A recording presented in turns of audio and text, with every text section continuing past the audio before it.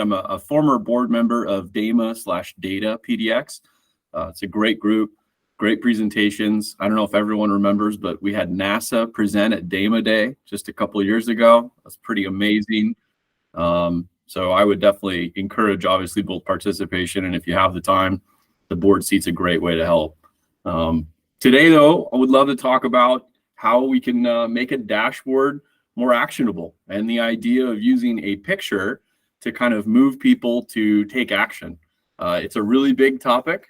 We've got a lot to potentially cover here in kind of a short amount of time. To Gene's point, I want to leave time for questions and discussion at the end, but if you have questions along the way, feel free.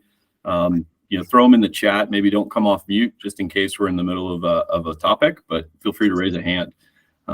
What I'd love to cover is why pictures are greater than text, kind of what the detail is there and why that really matters. Tips to make your dashboards a little bit more successful, and the hint there that it's not all technical is really important. We'll actually talk about the one art class I really enjoyed. I've only taken one art class in my entire education, and it added a lot of value, ironically. And then structuring of a data storytelling message. That's a big part of what we're talking about here, but the key is making sure that you put it in the right places so that you don't actually draw conclusions. We'll get to that in a second. Quick introduction, though. Gene, thank you for the introduction before this. Shawn Duffy from Baleen Data, headquartered here in Portland, Oregon. It's a branded division of Geffen Mesher. Geffen Mesher is a public accounting firm in Portland. They've been around for 90 years. Crazy. It's an amazing company with a tremendous set of experience in tax and assurance and mergers and acquisitions and a number of other areas, including this new branded division called Baleen Data, which is our data and analytics consulting firm. So spun up last February 2022. But before that, I've had roles at Axion where I worked with Gene and also Alvin Steele, who's on this call. Alvin, nice to see you again, sir. Our goal at whoops, too many clicks. Our goal at Baleen Data is to be very helpful with anything around data, right? Making sure that we put the data in the hands of the people that need it and using the tools that you use as well. So a little bit about us. If you have any questions, feel free to reach out, but I think that's probably enough selling for right now. Let's get to some better pictures. The first picture here, if anyone doesn't recognize this, I'm going to start out strong here. This was created by John Snow. Dramatic pause. Not that John Snow. The John Snow from 1854 in the Soho district of London. This John Snow was actually a doctor. And what he's doing here, if you look at this visual real closely, there's some kind of black bar graphs in here. And what he's done is he's mapped out the cholera outbreak in the Soho district of London. So let's modernize this visual just a little bit and change those bar graphs to red bubbles to show you the size of the infection rate, and then adding one more key detail, which are the blue water fountains. So water wells, spigots right in here show you where the source of the water is. Now, the detail that I'm not mentioning yet is that cholera is spread through dirty water. So what John had stumbled into was a sourcing diagram here, starting to show that maybe, hey, we've got a really bad water source right here in the middle of the graph. So this was actually very actionable information. The other thing that I'll note up here at the top, there's actually a Portland Street. So normally I highlight that. I'm not going to highlight here, so I just thought I'd call it out. The other thing is talking about some free data elements. When we visualize information in a picture, we don't always realize that the data that's in the data grid, like we see here in this list of columns, is different from the picture that might actually recognize that or represent that, excuse me. Now, this is obviously Menard's graph showing the march from Napoleon, to Moscow and back. And this graph is notorious. It's been analyzed by a number of people like Edward Tufte and a few others. The idea is that the width of the bar graph is showing you the size of the troops. So the number of troops is determined by this width, and the movement is determined by the color. So going east is indicated by this brown gold color. Coming back, retreat, is black. And so you can see the stark contrast between the departure and the arrival. And that's a lot different from the numbers that we see here in this table. And so the sanitation of those pieces of information in a textual form don't take on quite the same proportionality, weight, or impact, really, than when we present that in a pictorial form instead.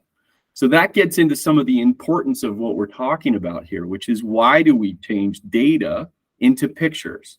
Another example of that might be this XML chart here, or XML data here, that's really meant to represent weather pattern data. Now, obviously, color, lines, all of these features that are added into this visual are giving us additional information about that data. Now, that data technically exists in a textual form, not in that screen print, but further down if you kept scrolling. But the visual of this allows us not only to make better decisions, but gives us more of those free data elements. As we overlay the latitude and longitude onto an actual visual map, we can draw additional conclusions from this data about maybe a flight we have scheduled to London or a vacation we're going to take in Madrid. Lots of different things that could come out of this. The weather pattern data also gives us indications of what might be happening in the future with some of this data. So we actually can start to project or extrapolate visually or inside of our heads. Something that I don't have here in the slides, but I'll mention really quickly, is Gestalt principles, where the human mind will complete a pattern to make it more understandable or recognizable. The idea here is around like completing a circle or a shape where the lines don't actually connect. Our mind might connect it for us. That's another example of some free data elements similar to this weather pattern data. However, going a little bit deeper into how we actually get there will actually require planning. So what we've talked about so far is kind of why pictures matter a little bit more than words, why they add more value to our dashboards than words, but how do we get that? Well, the first is, as this Margaret Thatcher quote says, you've got to plan. You've got to put together your actual blueprint as this picture shows. And I teach a class at Portland State on this. And what I do is ask all the students to create what I call a prototype or a mock-up. And that's part of first identify that subject matter and then the audience. So the prototype or the mock-up is the blueprint. And that should be the next one here. And that mock-up or blueprint is defined by who you're going to be talking to and what you're going to be talking about to those folks. So case in point, everyone wants a dashboard. Most people will say they need a dashboard, but the content that goes into the dashboard and the way that it's laid out add all the value to that dashboard. It's not necessarily the dashboard's existence, it's how you've pulled it together that will matter. Think of it like a blueprint to your house. If you put the kitchen up in the attic and you put the bedrooms down in the basement, it's going to feel like a weird workflow to go from the bedroom to the kitchen. You're going to go through a lot of other random places. It needs to be laid out logically, functionally, and to a point that will kind of streamline the user's experience. And so by starting with the subject matter, we can identify what we're going to talk about, the persona group, which we'll get to in a little bit more detail in this next slide. The persona group will actually talk to what that group wants to measure. There's no one size fits all dashboard. That just doesn't exist. So we need to tailor the message to the group that's interested in that. Your CEO, as an example, is not going to be interested in the same granularity of data as the delivery driver. They have different interests. They have different focuses. They have different incentives. So once we go through identifying who those groups are, we can draw the blueprint, our mock-up. That mock-up will allow us to develop the dashboard in a way that's very freeing because we'll have an idea of how it all hangs together, what the full layout might look like. After we get through that, obviously there's a validation of the data. And I recommend this step pretty heavily to a lot of folks. Experiment on your friends and family. The idea is that you're not going to be able to stand next to that dashboard and explain every graph to the person you're talking to. That person's going to have to look at a dashboard, a picture, and decide what the outcome is. They're going to have to determine based on what information has been shared, which could be good and it could be bad, and it could change every single day. They're going to look at that and make their determinations. So when you show this to a friend or a family member, don't say anything. Let them look over it. Let them decide what they think. Let them decide what they read and see and hear and what they conclude, and have them share that with you. The example I give is when I first started out in tech, I was asked to program some IVR and ACD, some call center software, push one for this, push two for that. And to test that out, I listened into a few phone calls and figured out I had some pretty convoluted routing when someone went, forget it, and hung up. And I heard that 3 or 4 times. That experimentation allowed me to simplify that workflow. You could have the same experience with your dashboard. Folks may tell you that they're getting a little lost in some areas. You'll likely hear confusion in the way to describe things. Very actionable feedback. Part of that, to our point before, was persona groups. Those persona groups can typically be based in roles. Those roles might be level or organizational level based. They might also be functionality based. So there's a great chance that there could be a cross-functional HR dashboard, as well as an HR dashboard for just the CEO. There could be totally different use cases for each one of those perspectives. But by identifying the group, we can better identify what they'll be most interested in and how much data we can really provide to them. Because part of the key here, here's an example of the mock-up as well, part of the key here is not to put too much data into this picture. And we'll get to that in another second. But part of the persona group and mock-up balance is making sure that we hit the right amount of detail for the group that's interested. Now, functionally, this plays out when you have a dashboard that has different tiers or hierarchies in it. You might have one dashboard for the CEO that is a roll-up of all those data points that we gave to the driver. And ideally, that's the goal, because you've tied incentives, basically performance incentives, to the dashboard. And that way, what gets measured gets managed, as Peter Drucker said. And we're informing all of our teams as to what we're interested in and what they need to be doing by putting their measurements on their dashboard as well as ours, maybe just aggregated to a higher level. So in creating those, you can create basically tiers of KPIs where the leading indicators are developed by the driver maybe, and then the revenue or kind of endpoints are fed up to the C-level. One other thing that people often put on their dashboards is color. And color can be really, it can be a little dividing. We'll just put it that way. This example here, I would consider to be too much color. Consider what highlighting actually means. When you highlight something, you're trying to draw attention to it. You're trying to draw the user's eye. You want their attention to go to that cell so that they do something because that needs attention. Well, if we highlight everything, we've effectively highlighted nothing because our attention is so fractured, it's not going to where it needs to go. This dashboard's a great example, or excuse me, scorecard's a great example of a scorecard, but it has too much color. Imagine if we took out just the yellow cells. Yellow's probably a warning, doesn't necessarily need to be addressed right away. We just kept the red. That immediately would make this a lot better, but it's still really strong in its colors. So you want to be careful about the hues that you choose as well, because too much color can very much overwhelm. Too much color can provide basically a distraction as well as effectively stress on the user's eye, which nowadays we're all staring at screens for 8+ hours a day. Eye fatigue is a real thing, and we need to keep an eye, no pun intended, but we need to keep an eye on that eye fatigue by not using too much color, and consider that highlighting is a spectrum. And by that, I mean, this color that we're seeing here is very strong. It's very high on that contrast spectrum. Neutral would be a white background, but we also could mute. We could go the opposite direction by using slightly pastel colors.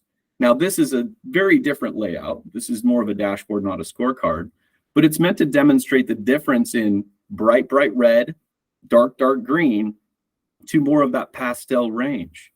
Now you can see here, obviously we've got good and bad performers, and we've got slightly different colorations in here, but it's a softer tone. Excuse me, it's a softer tone, which makes it easier for the eye to really evaluate what's going on. We can take that one step further even. What if we took the pieces of information that we knew were okay, that didn't require any attention, and we muted them to a light gray font? That's not a highlighting. It's actually kind of the inverse of highlighting. But by doing this, what we can do is we can focus on the data elements. And by focusing on the data elements and muting the things we don't need to focus on, we don't take up any color, we don't take up any extra space, and we actually achieve the exact same thing, possibly sometimes even more strongly than others. And I saw, CV, I saw your comment about color blindness. Accessibility is a huge deal when it comes to color in a dashboard. Absolutely a big deal. There are certain folks that can't see every single color. There are other folks that have a harder time distinguishing between colors that aren't very contrasted, meaning they're real close on the color spectrum. So often what we'll do is we'll augment colors with some sort of pattern or an additional shape. And if I go back a second here, you notice these icons, they're kind of small, but it's a green up arrow or a red down arrow. Those shapes augmented with the colors actually will facilitate some of that accessibility as well. So good points. In addition to color, which should be used very sparingly, some of our ability in a dashboard is to set context. Because remember, again, we're not going to speak to these folks. So we have to put a picture in front of them without being able to stand behind and explain it all, right? Like we've said. Well, the dashboard titles and the data labels give us all of that context. They tell the user what they're looking at.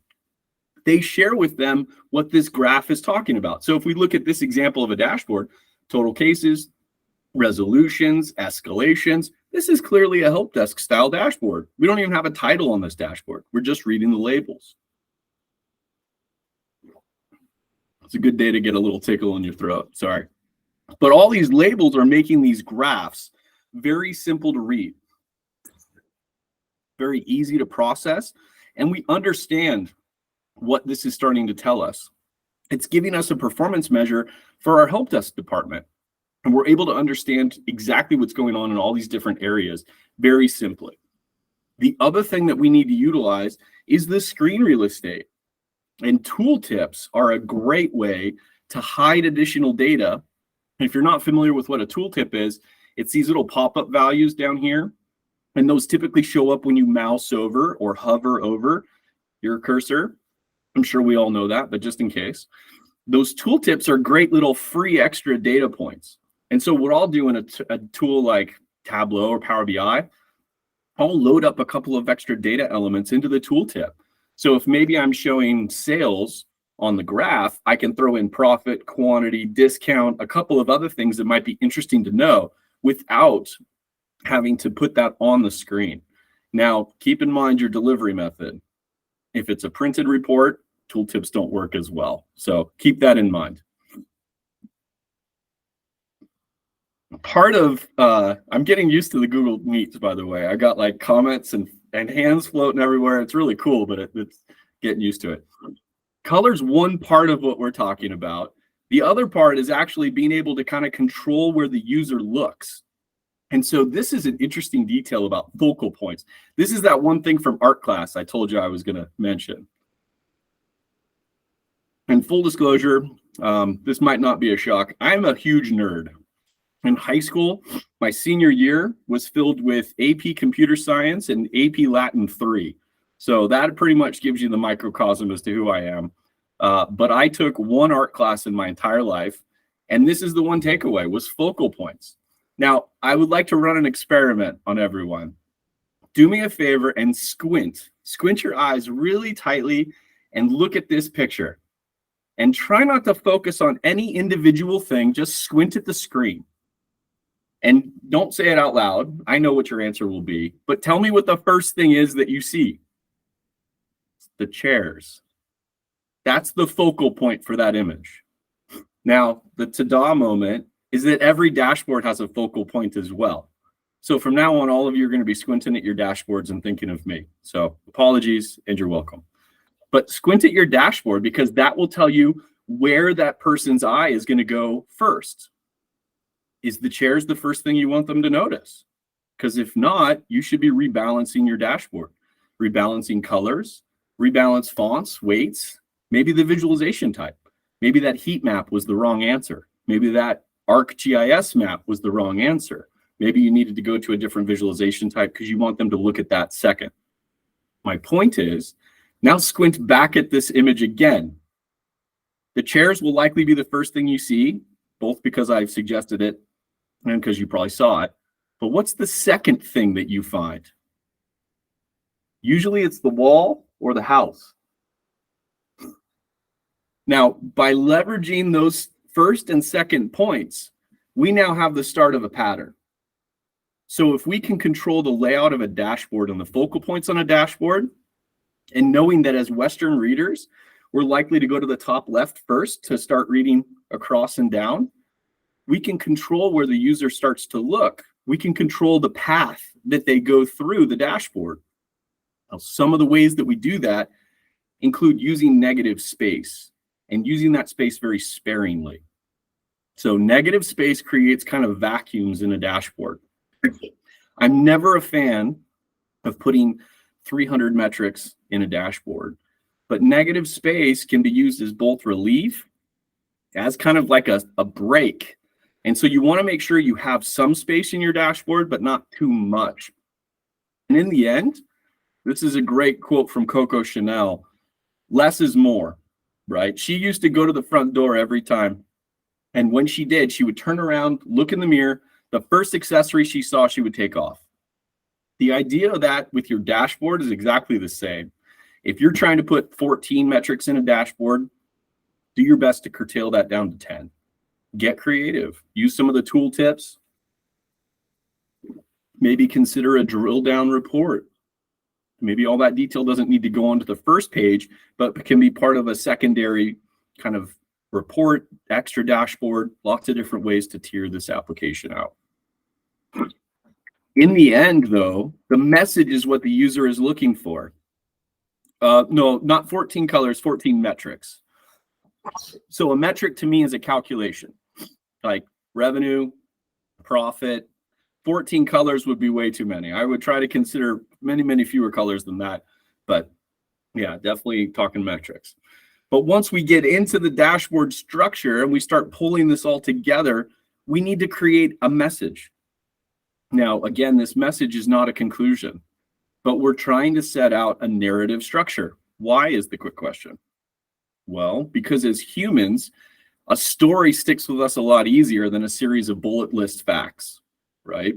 Everyone remembers the story of Hansel and Gretel. As soon as you've heard it, it's very sticky.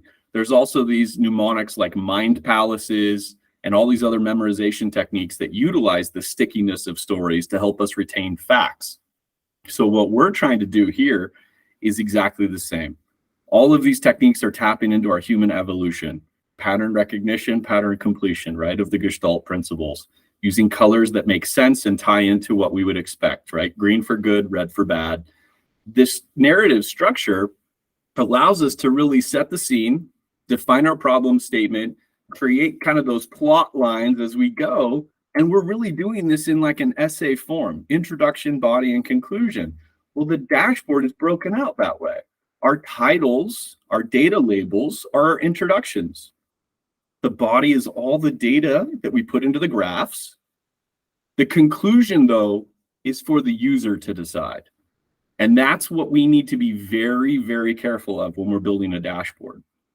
It'd be very easy to take a data storytelling message and turn it into a storytelling message with some data. You don't want to be conclusion hunting.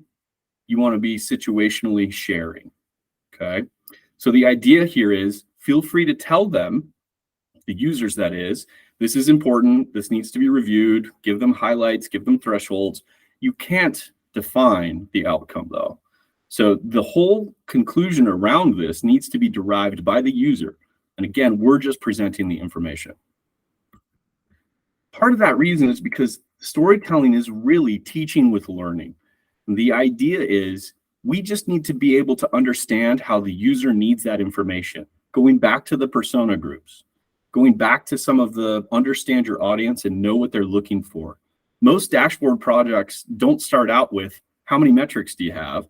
They usually start out with how do you manage your business? We're talking about this from a business perspective. Now, when we lay it out, we need to meet the users where they are. So we need to consider how they read. Again, as Western readers, we look at some of this information top left and then move our way down like we're reading a book. We can tap into that. The other thing that we've kind of got to be careful of, especially as folks that are really intimately involved with the data, is the curse of the expert. If you've got kids that were, probably born in the last 15-ish years, they've probably played Minecraft. If they're still pretty young and playing Minecraft, run this experiment. Go ask them to explain the game of Minecraft to you. They're likely experts. And what you'll notice is in their eyes, their brain is trying to compute and calculate how to describe something so large and so nuanced that they're really struggling. That's the curse of the expert. We have so much information in our heads that it's unclear where or how to start to share that information, or where how to start to kind of make sense of an explanation. And so what we need to be careful of is understanding that if we are experts, not everyone will understand what we're talking about. So as my colleague Alan likes to say, we got to put the cookies on the bottom shelf. We got to make it a lot easier for everyone to relate to it. And so some of that curse of the expert is all in how we actually present the information. Now, Chip Heath, who wrote Making Numbers Count and was also part of Switch and Made to Stick, talks about how numbers are not the natural language for humans. And we can relate this back to just different concepts, like the amount of fresh water in the world. So 97.5% of the world's water is salt water. Of that 2.5% that's fresh, okay, so only 2.5% of the water in the world is fresh, 99% of that fresh water is trapped in glaciers or snowfields or somewhere else, probably Tahoe somewhere. So that means in total, a really, really tiny percentage of that water is accessible to us as humans to drink. That's a lot of great statistics, but does that really mean anything to anyone? No, probably not. So imagine if we did this. Imagine if I took a gallon jug of water and I put that on my desk. So that gallon jug represents all of the salt water in the world. And then I take one little ice cube and I put that on the table next to it. That represents all the fresh water trapped in the glaciers and the snowfields. Whatever melts off that ice cube, that's our accessible drinkable water. That's a little bit more relatable.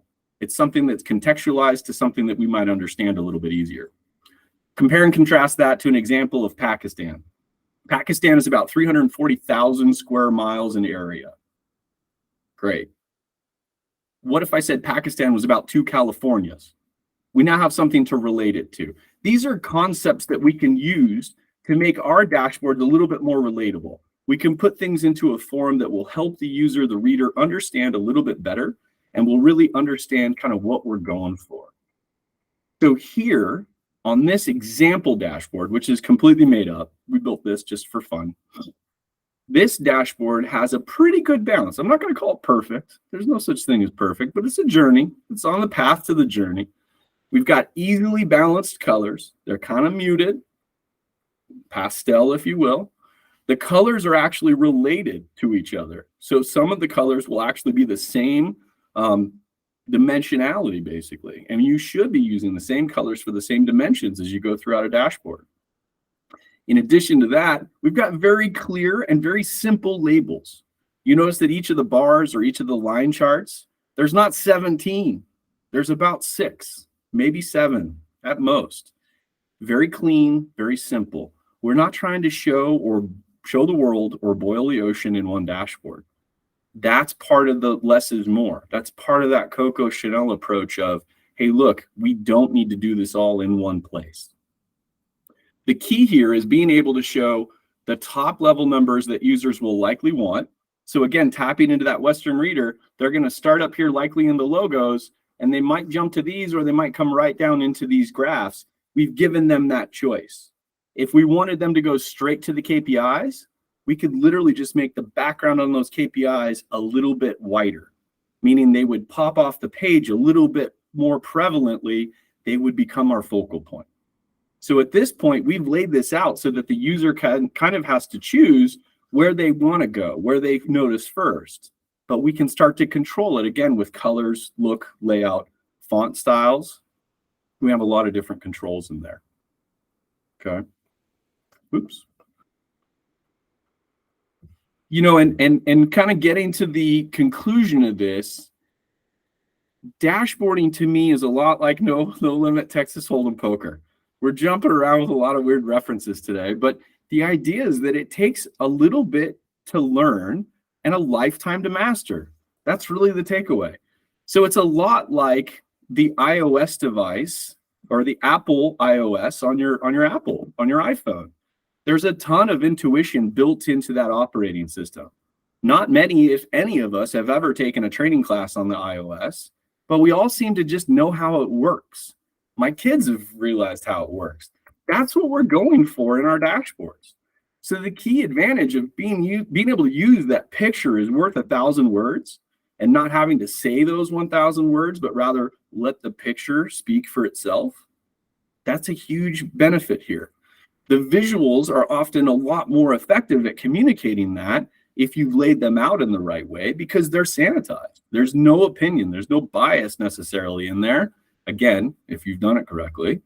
And an effective dashboard always will start with a plan, and that storytelling helps to make it super sticky in the user's mind.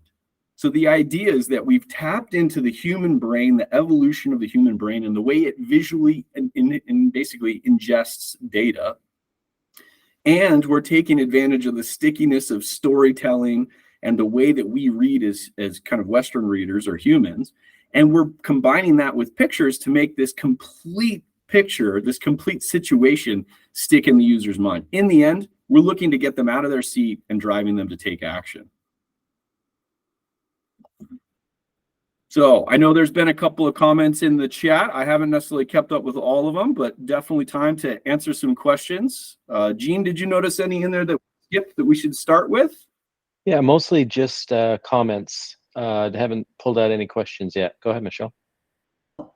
Okay, how does this relate to data governance? What I'm thinking about is at some point, these groups are going to come together. They're going to want to standardize the dashboard. How can you present this sort of level so that they might be able to standardize different features of their data so that everybody's on the same page and everybody knows? It's a great question, Michelle. And the reality is, without consistent definitions of a lot of these terms, the dashboard will always be questioned, which is a terrible situation to be in. So often we will start with the definitions. What is a customer? As simple as that might be debated. When do they go from a lead to a customer, right? There's a difference there. What is gross profit? How is it calculated? When does it become a fulfilled order? There's a ton of these kinds of nuanced details that might turn into KPIs in the dashboard. So often, if those have not been vetted, we might start with a data lineage or a data dictionary even type project to get that standardized in format so that we can then build out the visualizations. So good question, Michelle. Ma was at, or it's MA, I'm sorry. I don't mean to call you Ma, but MA was asking, is there a visual storytelling standard? You know, that's a great question, but I don't think so. There's a good book which came up on the slides, and I'll put it up here again, but it's Data Storytelling, or Storytelling with Data, excuse me. This is the textbook I use for the Portland State class that I teach. Fantastic book and highly applicable. Not something I would consider to be like an academic textbook, but a great way to get going down that path of storytelling with data.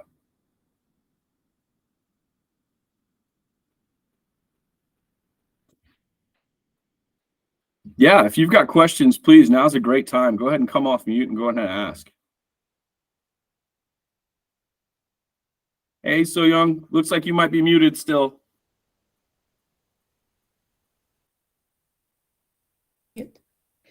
Hi, Shawn. How are you? How are you? Good. It was very nice talk, especially a person who worked in this dashboarding field. Like, this is really good reminder that how important it is not to put too much of a color, not put too much of a KPI all in one place.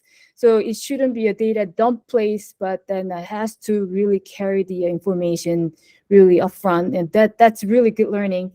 And then review. So one question. So I saw your $1 million sentence. So plan and design first before you implement. So in that context, so many organization has many different roles, like starting from marketing, who set the vision, or product manager who set the vision. Then there is a data scientist who can actually wrangle the data and what information it is in the data Then they iterate the discussion, what KPIs to define how, and then the data scientists put together, and then developers come in, but then the user flow is not quite right. Then the user actually who is not quite clear then comes in, and user story is not so clear. So if there is any like ideal workflow from the start to end, what would that be for you? Oh, for a dashboard development project? Yes. Yeah, so let's go, let's take on Michelle's question too and say, they don't have their definitions really buttoned up. Their taxonomy, their terms are all over the place. Well, we would start there, right? So we would get their definitions for, revenue, customer, all that stuff identified. And, ideally, if they needed to, we'd set up a data dictionary, maybe even some lineage maps, all that fun stuff. But once that's done and we kind of have agreement around what's going to happen, what everything means, then we need to obviously define what's going to happen. So I would start typically with identification of the persona groups, right? Who needs the dashboard? And once you identify who needs that dashboard, you can start to fracture the group into the actual functional groups. Because often what it'll be is, well, sales needs a new dashboard. Okay, well, there's definitely multiple groups within the sales department. You've got sales leadership, you've got reps. Those have very different focuses. And so we start to identify those groups, ideally with the organization, based on some priority or mission statement or annual performance goal. There's something in there to drive what they want to measure. And as you're having those discussions, So Young, you're actually defining what you're measuring because they're telling you. As you're asking these kind of what I call my annoying 2-year-old why questions, they will tell you what they're measuring, and you can start to put that into a dashboard. Now, from that typically kicks into an actual dashboard developer. And that's where the prototype or the mock-up might come into play. So your dashboard developer might either have a UI UX expert working with them, or they might have that expertise already as the UI UX expert. And so that prototype might be clickable in some cases, or might start out as just a hand drawing on a napkin and move into clickable. There could be that step. Ultimately, we need to source all the data and then put the data with the pictures. So there's a whole development cycle in there. Skipping over the development cycle, there's then data validation, which is the most important part of this whole thing. Mm-hmm. As soon as you publish a dashboard with a single bad number, you've published an entirely terrible dashboard. So we have to make sure every number is crystal clear and perfect as we can make it. Mm-hmm. So that usually involves a lot of deep cleaning too. Mm-hmm. And then finally, user testing at the end, the actual user. Absolutely. That'd be, and ideally what you're doing is a little bit of validation during like mock-up. If you create a clickable mock-up, you can usually send that to folks as well. Mm-hmm. Start to see, hey, if that drop-down menu overlaps with the graph too much, how does that feel to you? But you're right. At the end, there's also some usability testing as well as the data validation. Mm-hmm. Mm-hmm. Thank you. I like the ideal story. That's a lot of story points in there. Yeah, on the topic of access, the usability, Hector asks, what's your take on accessibility in dashboards? Do you have a feeling about what tools are better for handling those types of checks? Man, Hector, that's a great question too. Look, some of them do a pretty good job in some areas and others don't. And I know that's a terrible consulting answer, but let's really talk about what accessibility is. There's vision accessibility, as in I have a hard time or I'm blind seeing. There's color spectrums. There's lots of different ways that you might need to interact with this. There are things like screen readers. There's different layouts that we can definitely kind of play with if it's a color blindness issue. The different tools will do a different job, better job for some of these different areas. I know for a fact that Google was looking into a lot of screen readers for their dashboards to facilitate those that might be blind or have a hard time seeing. I don't really have a favorite in this space though, Hector, to be completely honest. Ideally, what we would need to do is talk about what accessibility issues are most prevalent or pertinent, and then try to right size the solution to fit that. So it's kind of a spot thing. Absolutely. Stevie, did you have something to add there? No, I actually had kind of a follow-up to So Young's comment. So earlier you were talking about sort of the relationship between storytelling and UX and the dash. Since we're talking about dashboards, modern dashboards are very interactive, right? How would you talk about the impact of different devices on dashboard design, right? So in certain cases, a dashboard, especially if it's aimed at sort of a more operational kind of daily use, daily decision support, it could be a tablet, a mobile device, or it could also be desktop, some combination. Can you talk a little bit about sort of how that plays into the choices that you would make for your design? Absolutely. Great question, CV. Thank you for the softball. I appreciate that. And then on top of that, I'll add in one more flavor to your question, which is there's two different ways to handle that. There's true responsive design where we let the tool kind of do it on its own naturally, or there's adaptive design where we set up a couple of different screen sizes knowing those will be the ideal outcomes. So to your question, CV, we could have the same dashboard showing up on a tablet, a phone, or a screen, a desktop, laptop kind of thing. The tools will do a good job of being responsive, right? Which means they will automatically resize to whatever screen size you've delivered it on. Tool like Power BI does a pretty good job through powerbi.com. There's also a mobile app that will make that a little bit better. But to that end, if we go responsive, we're at the liberty of the tool to kind of do whatever it needs to do. Adaptive, which Power BI does and gives you a mobile layout option where you can configure and make it look the way you would prefer, kind of control the outcome there. Adaptive is usually the better way to go if you know folks are going to look at it on their phone.